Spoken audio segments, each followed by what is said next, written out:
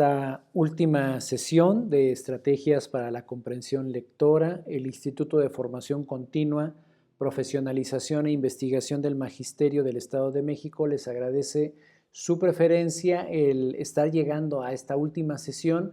Recordarles que ustedes se harán acreedores a una constancia por 40 horas para procesos de UCICAM.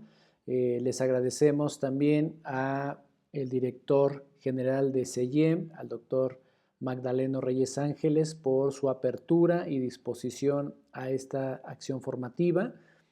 Agradecemos también a la universidad, al Centro Universitario Humanista en Educación, que nos ha permitido trabajar en la plataforma de Moodle, y bueno, pues a sus autoridades, a la rectora doctora María Eugenia Moreno, al doctor Víctor Leonardo García, a la doctora Belén García, por su disposición y por todo el trabajo que se viene realizando para que esta acción formativa llegue a sus ojos y a sus oídos y puedan disfrutar de ella. Muchísimas gracias a todos ellos y a ustedes por ser parte de la misma. En esta ocasión, pues bueno, vamos a ir cerrando ya nuestra acción formativa.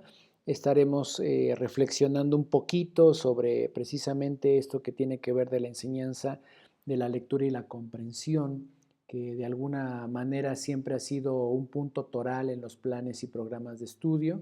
Hoy no es la excepción.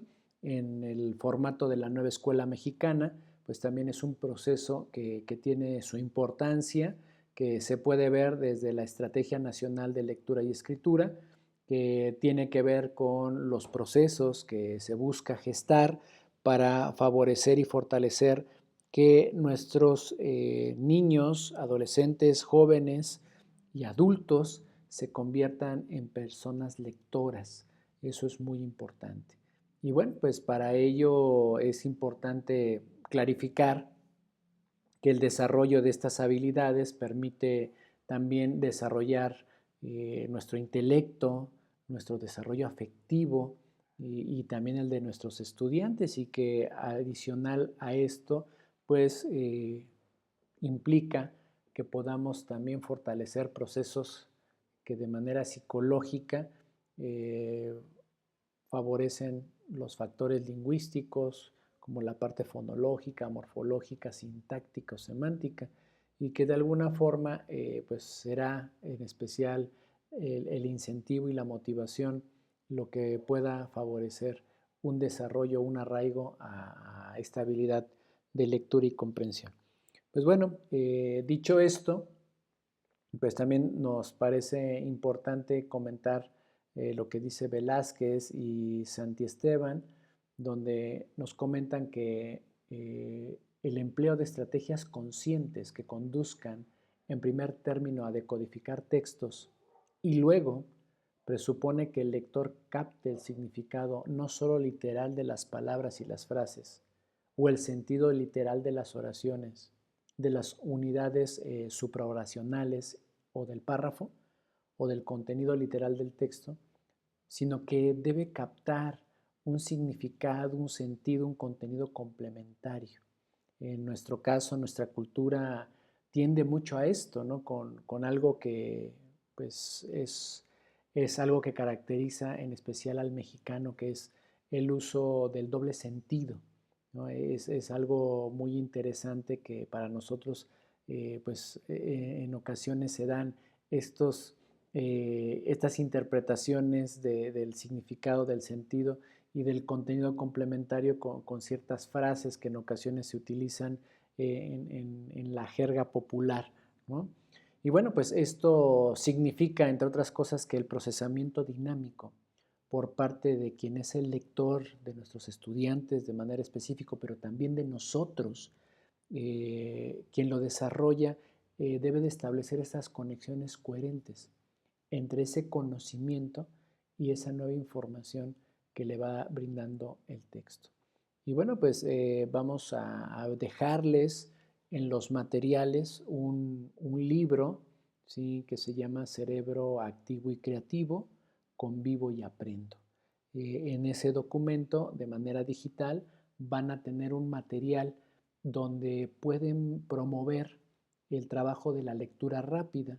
Vamos a agregar algunos materiales que les permitan trabajar con este texto.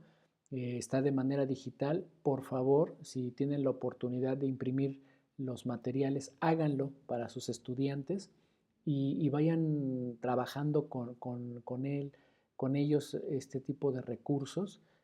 Tienen la autorización completa de poderlo imprimir, de poderlo trabajar con los chicos con los que crean que es necesario y pertinente este tipo de trabajo. Tenemos alumnos que ya tienen un excelente nivel de comprensión y que les vendría muy bien terminar de madurar, de reforzar la agilidad de sus músculos oculares para que tengan un desarrollo de lectura rápida, que dicho de paso, la lectura rápida no implica que se castigue la comprensión, sino al contrario, se focaliza de mejor manera, la atención se centra en los procesos de lectura y eso mejora muchísimo los desempeños de los alumnos. Esperamos que les sea de utilidad. Ustedes verán el material, es el libro que ya les comenté, viene con algún material adicional, alguna presentación y un video que intenta ilustrar cómo se puede utilizar este recurso. Recuerden que están autorizados, están 100% autorizados de imprimir el material, de utilizarlo para la parte educativa, para la parte de la formación de sus estudiantes. Y dicho esto, de paso, pues también comentar, siguiendo con esta lógica que hemos venido analizando y reflexionando de este texto que propone Stanislas Dehaene del cerebro lector, que nos dice aprender a leer. Él propone en un apartado, le llama de las neurociencias a la educación. Quiero hacer una lectura textual de este texto, ¿no? Que dice, lo que hemos visto hasta ahora es que la adquisición de la lectura conlleva importantes cambios funcionales en el cerebro de los niños. En primer término, deben descubrir los fonemas, luego proyectar las letras en los sonidos y más tarde establecer una segunda ruta de lectura léxica. Aprender a leer implica literalmente una búsqueda de un nicho neuronal, de esto que hemos venido refiriendo como el reciclaje neuronal, apropiado para las palabras escritas en el mosaico de áreas corticales para la percepción de caras, objetos o colores. Es decir, esas neuronas que estaban destinadas para clarificarnos los rostros, los objetos, los colores, se hace este reciclaje neuronal y se replantea para generar los procesos de lectura. Y esto pues de alguna manera nos parece muy importante, ya que nos va dando claridad de cómo se va dando el proceso en el cerebro de nuestros estudiantes. Eso es muy valioso. Cierro en esta primera parte con este punto. Dice, desde un punto de vista práctico, es esencial observar si podemos sacar ventaja de estos avances científicos para mejorar la enseñanza. Nuestra creciente comprensión de la lectura conduce a indicaciones claras relacionadas con los métodos de enseñanza óptimos. Algunas técnicas educativas facilitan la transición hacia el estado adulto más que otras. En fin, pues son preguntas muy interesantes que de alguna manera nos permiten reflexionar si lo que estamos haciendo en el aula está favoreciendo al desarrollo de esta habilidad de la lectura, de la comprensión de los textos que se van leyendo por parte de nuestros estudiantes. Finalmente comenta esto de Heine en este párrafo, en este apartado, donde dice, en este punto hace falta mucha cautela. Mi propia impresión, entre paréntesis yo diría de Heine, es que las neurociencias aún están lejos de ser prescriptivas. Una amplia brecha separa el conocimiento teórico acumulado en el laboratorio de práctica en la clase. Su aplicación plantea problemas que por lo general los maestros logran resolver mejor que las expectativas basadas sobre las teorías de los científicos. De todos modos, las imágenes cerebrales y los datos psicológicos no pueden separarse de los grandes debates pedagógicos. A pesar del relativismo, simplemente no es cierto que haya cientos de formas de aprender a leer. Cada niño es único, pero cuando se trata de la lectura, todos tienen a grandes rasgos el mismo cerebro, que impone las mismas restricciones y las mismas secuencias de aprendizaje. Entonces, no podemos evitar analizar con cuidado las conclusiones, no las prescripciones, que las neurociencias cognitivas pueden traer al campo de la educación. Eso me pareció muy valioso, que no lo perdamos de vista. Por eso, en ocasiones, pues, los métodos que utilizamos tienen cierta vigencia, tienen cierta utilidad y se pueden replicar con diferentes estudiantes. Claro que hay algunas honrosas excepciones que habrá que hacer las modificaciones adecuadas, pero pues en general el cerebro, el grueso de la población, tenemos una cierta estructura similar para desarrollar estas habilidades de lectura. Dicho esto, pues voy a dar paso a un video que nos propone Credomex para seguir analizando este tema de la comprensión lectora y de la lectura.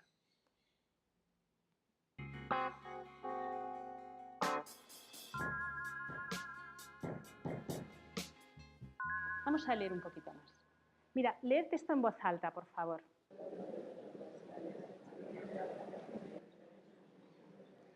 Bueno, las personas que no hayan entendido mucho, que alcen la mano. Muchos, ¿eh? Claro, ¿por qué hemos comprendido poco de ese texto? Porque no hemos utilizado una buena estrategia para leer ese texto. Para leer ese texto os he hecho utilizar una estrategia horrorosa. Horrorosa estrategia que tengo que decir que con mucha frecuencia se pide que se utilice, que es de entrada, ante un texto, leerlo en voz alta. ¿Qué es lo que les pasa a los locutores de televisión? Ellos hablando, no se equivocan nunca, tienen un prompter delante, todo el rato leen, pero lo hacen muy bien. Muchos no parece que lean. ¿Sabéis por qué lo hacen tan bien? Porque se lo han preparado. Porque ellos leen en voz alta un texto que entienden. Lo comprenden. Uno no puede oralizar bien un texto que no entiende, porque no lo puntúa bien, no lo entona bien. Cuando les llega un teletipo de última hora, en 2 líneas se equivocan 5 veces, porque eso no lo han oralizado. Pero lo que quería mostrar es que podemos hacer lo mismo que hacen mis estudiantes, que leen a Piaget, lo leen, lo oralizan, pero entienden muy poco. Es decir, cuando tenemos la lectura automatizada, podemos leer ese texto y podríamos leer un texto escrito en portugués, sin que ello quisiera decir el hecho de que lo hayamos oralizado, que lo podemos comprender. Si ahora leéis este en silencio,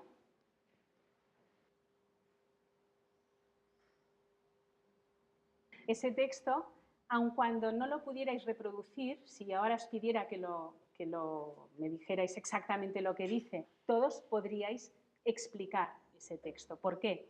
Porque para ese texto tenéis conocimiento previo, porque el texto es un texto menos denso y porque además hemos utilizado una buena estrategia de lectura, una estrategia adecuada para esta tarea. Cuando estas condiciones se dan, podemos explicar el contenido del texto, podemos aprender de ese texto, adquirimos información y cuando eso ocurre, cuando la lectura es una lectura comprensiva, podemos también valorar el contenido, ver cuál es la intención del texto.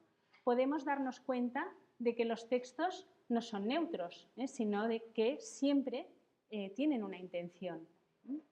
Y eso lo podemos hacer porque podemos atribuir significado. Una lectura comprensiva puede derivar hacia una lectura crítica, hacia una lectura reflexiva, hacia una lectura epistémica, que realmente permita que esa información cuestione y en alguna medida, transforme nuestro conocimiento.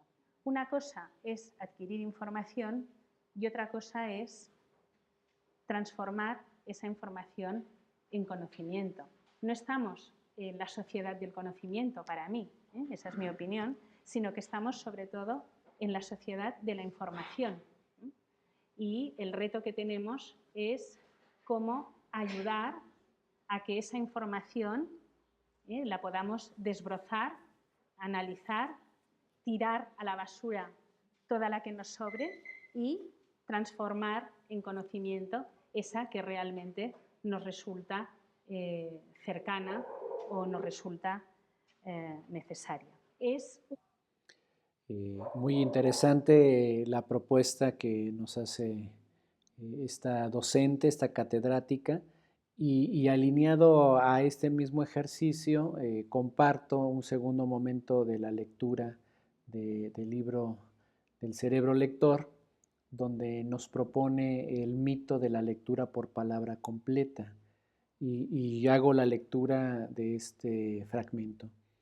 Causa sorpresa pensar cómo científicos y educadores pudieron aunar sus fuerzas para sostener una conclusión que hoy en día sabemos errada. Los argumentos científicos que llevaron a la idea falaz de la lectura a través de la palabra completa y la forma en que fueron refutados por los experimentos recientes merecen un examen cuidadoso.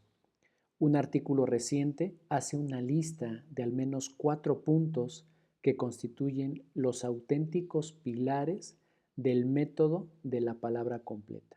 Este documento lo propone Larson en 2004. Vamos a ver cuáles son esos pilares para trabajar el método de la palabra completa. En el número 1 dice, el tiempo de lectura no depende de la longitud de la palabra. Nos toma casi la misma cantidad de tiempo leer palabras cortas que largas, sin importar el número de letras, dentro de un intervalo de 3 a 8 letras. Este es un hecho probado que en la superficie parece sugerir que el reconocimiento de las palabras no depende de la separación sistemática de las palabras en las letras que las componen. Desde un punto de vista subjetivo, de hecho, la lectura de las palabras parece ser una operación elemental e inmediata que procesa una cadena de letras como un todo indivisible. Los estudios científicos modernos de la lectura, sin embargo, demuestran que esta forma de pensamiento está errada. Si bien la longitud de las palabras no tiene impacto en los lectores adultos, esto no significa que nuestro cerebro no preste atención a las letras. La explicación es tanto más sencilla. Nuestro sistema visual simplemente procesa todas las letras simultáneamente y en paralelo, más que una después de la otra. En los niños pequeños, sin embargo, el proceso es diferente. Durante los primeros años de la adquisición, el tiempo de la lectura está relacionado de manera estricta con el número de letras que tiene una palabra. Lleva años que el efecto de longitud de palabra desaparezca. El enorme impacto del número de letras en el tiempo de lectura de los niños pequeños provee evidencia clara de que la lectura no es un proceso global y holístico, especialmente durante los primeros años. El segundo punto que se propone es el siguiente. Reconocer una palabra completa puede ser más rápido y más eficiente que reconocer una sola letra. Este efecto que descubrió Cattell fue replicado por Gerald Reicher y popularizado en la psicología como el efecto de superioridad de la palabra. Lo analizamos aquí en el texto, se analiza en el capítulo 1, en la página 67. Vamos a agregarles el libro para que lo puedan revisar, está interesantísimo. Y dice, el hallazgo es indiscutible, pero ya no se considera una prueba de que el reconocimiento de la palabra completa preceda a la extracción de las letras. Al contrario, los análisis recientes indican que el desempeño al leer una palabra escondida en el ruido visual está directamente relacionado con la tasa de reconocimiento de las letras que la integran. Si respondemos más rápido a una palabra completa, puede ser que nuestra atención consciente se oriente con mayor facilidad hacia los niveles más altos de la jerarquía cortical. Acceder a la identidad de las letras individuales, incluso si se les extrae antes, durante el procesamiento visual, demanda más esfuerzo. Existe un factor relacionado que afecta el número de neuronas relevantes. Muchas neuronas en varios niveles léxicos, semánticos y fonológicos diferencian casa de cada, ¿no? La palabra casa de la palabra cada, mientras que solo un conjunto limitado de detectores visuales se descarga de forma distintiva para las letras aisladas que son la S y la D. Por supuesto, esto no significa que la percepción de las palabras preceda a la identificación de las letras, sino que las diferencias entre las letras se amplifican a los niveles más altos del procesamiento de las palabras. En un tercer punto, nos propone de Heine lo siguiente. Somos un poco más rápidos cuando leemos palabras en minúsculas que cuando las leemos en mayúsculas. Para los defensores del enfoque del lenguaje integral, la velocidad a la cual leemos las letras en minúsculas, en comparación con las letras en mayúsculas, refleja el patrón visual único que crean las formas ascendentes y descendentes como la F, la L, la G y la P minúsculas. Estas formas de las letras crean un contorno específico que es la marca distintiva de cada palabra, el bouma de los tipógrafos. Este contorno desaparece cuando se escriben las palabras en letras mayúsculas, que son todas del mismo tamaño, y por tanto nuestra velocidad de lectura decrece. Sin embargo, esta teoría no funciona. Si realmente utilizamos los contornos para reconocer las palabras, no solo deberíamos ser más lentos, sino que deberíamos ser simplemente incapaces de reconocer las palabras escritas en mayúscula. También debería ser imposible leer frases que vienen con mayúsculas y minúsculas intercaladas. Aquí en el texto coloca las palabras impresas en tipo de letra mezclados, donde en el texto van mayúsculas y minúsculas intercaladas, ya que esto destruye los contornos familiares. Sin embargo, sabemos que estas manipulaciones dejan a las palabras una sorprendente legibilidad, como vimos y lo propone en el capítulo 2 de su texto. El área de la caja de letras del cerebro generaliza de forma invariante entre las presentaciones en letras mayúsculas y minúsculas. Qué interesante. Incluso en condiciones subliminales. Este ejercicio lo podríamos verificar, no sé si han visto textos que vienen con letras y números, y a pesar de que se le agregan números a las palabras, se puede entender perfectamente el mensaje. Así, no tiene sentido prestar atención al pequeño descenso de velocidad que se observa para las letras en mayúsculas.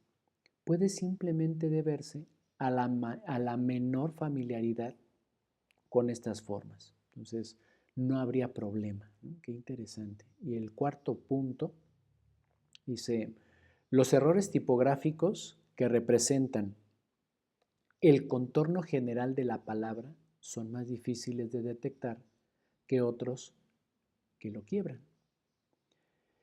Este es uno de los argumentos clave que convencieron a los tipógrafos de prestar atención al contorno de las palabras. Aquí hay un ejemplo simple. Si buscamos la palabra blanco y entre comillas viene la palabra gato, nos resulta más difícil encontrar el error en gafo que en gapo. porque la letra GAFO tiene la F, es vertical, ¿sí? Y es muy similar a la T de gato, que GAPO, que tiene que ver también con una extensión de la P hacia abajo, ¿no? Dice, ya que desciende precisamente, el reemplazo de la letra T ascendente. De nuevo, mientras este es un hecho indiscutible, su interpretación nada tiene que ver con la forma global de la palabra. Se lo puede atribuir por completo a la confusión entre las letras individuales. La F de gafo es muy similar a la T de la palabra gato, mientras que la P de gapo es claramente diferente. Los experimentos que deslindan los dos factores prueban que lo que lleva a la confusión entre las dos cadenas de letras es la similitud entre las letras, no al parecido de las palabras completas. Qué interesante. Finalmente, de Heine nos dice lo siguiente. En resumen, ya no hay motivo para dudar de que los contornos globales de las palabras prácticamente no cumplen un rol en la lectura. No reconocemos las palabras impresas porque captamos su contorno de forma holística, sino porque nuestro cerebro las separa en letras y grafemas. El área de la caja de letras, en nuestra corteza temporo-occipital izquierda, procesa en paralelo todas las letras de una palabra. Este procesamiento veloz y en paralelo explica probablemente por qué psicólogos muy conocidos y respetados postularon alguna vez teorías de la lectura global o sincrética.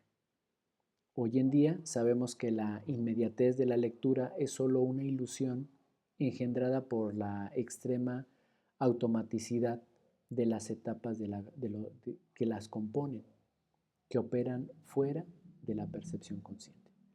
Pues dicho esto, vamos a pasar ahora a poder analizar un poquito sobre otro video que nos propone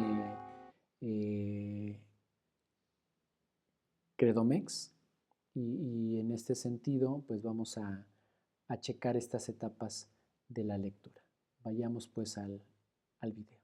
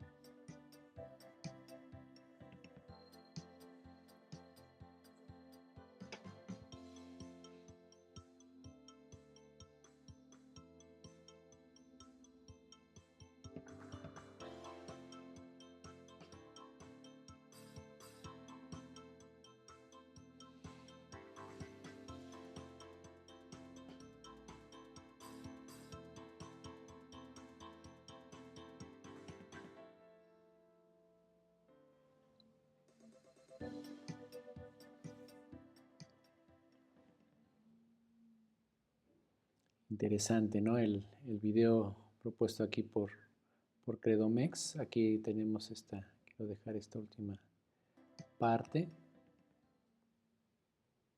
aquí, la propuesta, cómo se va identificando estas etapas, ¿no? De quien se va acercando a la lectura, esos momentos de prelectura, de revisión rápida, a veces del índice de los contenidos, ya generar esa lectura para comprender, relacionar los significados, la lectura posterior que se va realizando y también, ¿por qué no decirlo?, el diálogo, ¿no?, que se puede dar para compartir lo aprendido o lo analizado, reflexionado de un texto y cómo se puede aplicar en el contexto.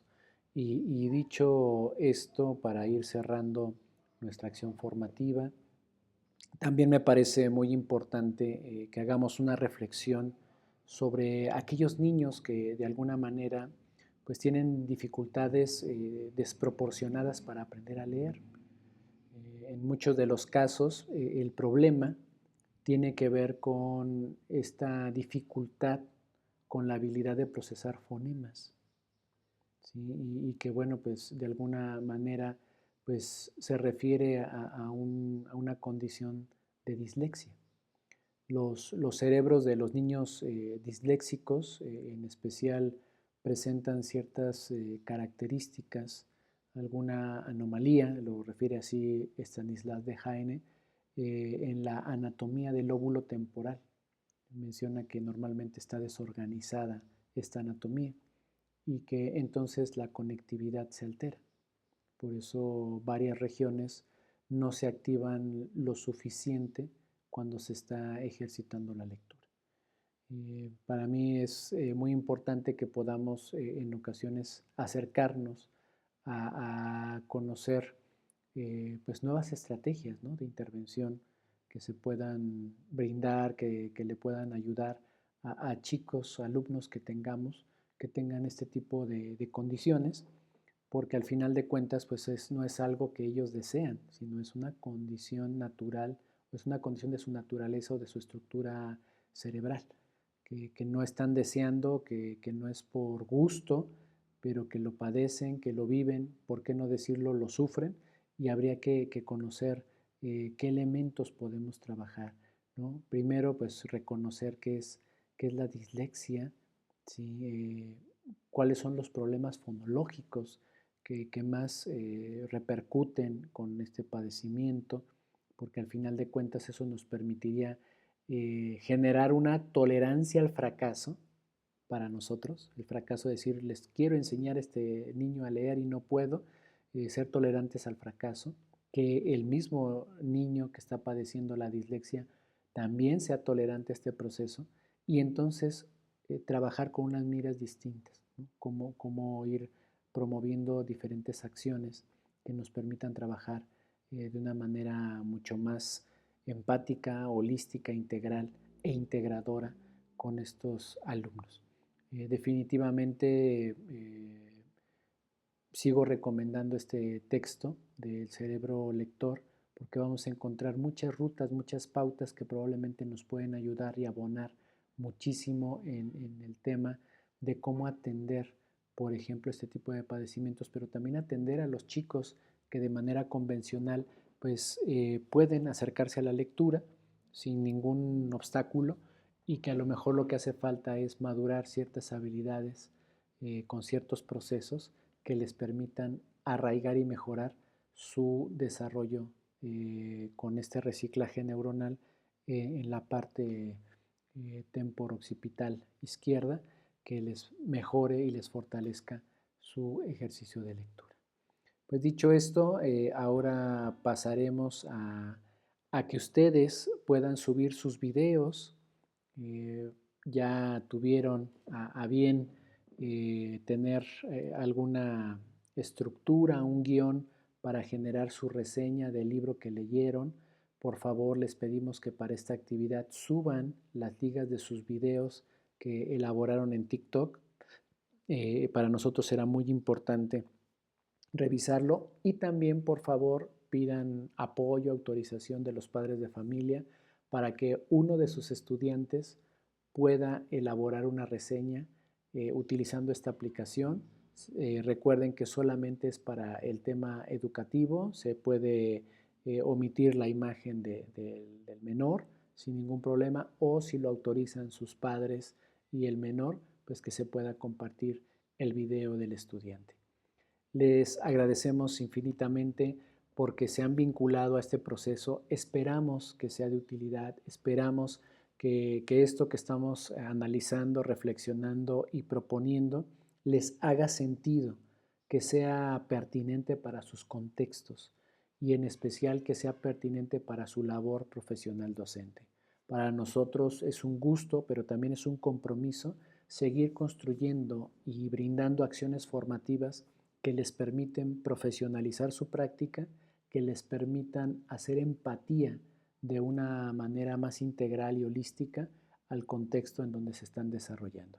Les agradecemos muchísimo su atención y su disposición a esta acción formativa. Nuevamente agradecemos a Servicios Educativos Integrados al Estado de México la vinculación. Agradecemos al Centro Universitario Humanista en Educación por su apoyo con la plataforma y seguimos construyendo el magisterio que necesitamos para lograr la sociedad que anhelamos. Que tengan ustedes un excelente receso que vamos a tener algunas vacaciones, ¿sí? Que las disfruten en este tiempo, pues que lo puedan hacer de la mejor manera. Excelente fiestas decembrinas. Seguimos en comunicación. Gracias.